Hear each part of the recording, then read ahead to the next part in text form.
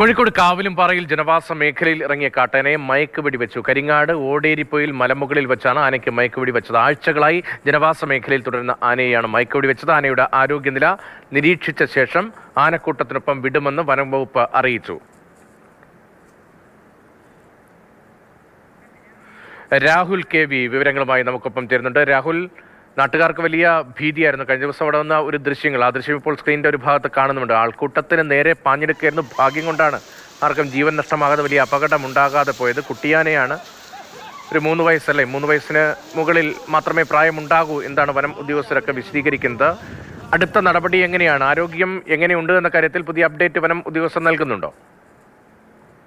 രതീഷ്, ആനയെ പ്രത്യേകമായി തയ്യാറാക്കിയ വാഹനത്തിൽ മുത്തങ്ങ ആന ക്യാമ്പിലേക്ക് കൊണ്ടുപോവുകയാണ്. നിലവിൽ വാഹനത്തിലാണ്. ശക്തമായ മഴ പെയ്യുന്നുണ്ടായിരുന്നു. അങ്ങനെ ഒരു മഴ പോലും വകവെക്കാതെയാണ് ഈ ദൗത്യം ഏതായാലും വനം വകുപ്പ് പൂർത്തിയാക്കിയിട്ടുള്ളത്. പ്രത്യേകിച്ച് നാട്ടുകാരെ സംബന്ധിച്ച് വലിയ ആശ്വാസം തന്നെയാണ്. രതീഷ് പറഞ്ഞതുപോലെ കാവിലുംപാറ പഞ്ചായത്തിലെ ചൂരണി, കരിങ്ങാട് മേഖലയിലെ ജനങ്ങൾക്ക് വലിയ ആശ്വാസമാണ്. 6 പേർക്കാണ് ഈ ആന പിന്നാലെയോടിയും ഒക്കെയായി അപകടത്തിൽ പരിക്കേൽക്കുകയും ഒരു മാസത്തോളം സമയമാണ് ഈ മേഖലയിൽ തുടർന്ന് വലിയ കൃഷിനാശവും ഒക്കെ ഉണ്ടായിരുന്നു.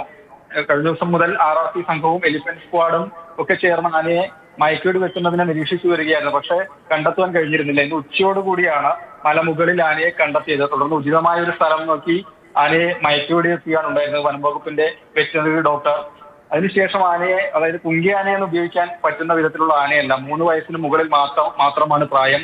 അത്രമാത്രമേ വലിപ്പമുള്ളൂ. അതുകൊണ്ട് മയക്കുവെടി വെച്ച് മയങ്ങി നിൽക്കുന്ന ആനയെ ഈ RRT സംഘവും എലിഫന്റ് സ്ക്വാഡും വനം വകുപ്പ് ഉദ്യോഗസ്ഥരും ഒക്കെ ചേർന്ന് തള്ളിയാണ് റോഡരികിലേക്ക് കൊണ്ടുവരികയും വാഹനത്തിൽ കയറ്റുകയും ചെയ്തത്. മുത്തങ്ങയിലേക്ക് ആനയെ കൊണ്ടുപോകുന്നു. രാഹുൽ കെ വി ആണ് ആ വിവരങ്ങൾ നൽകിയത്.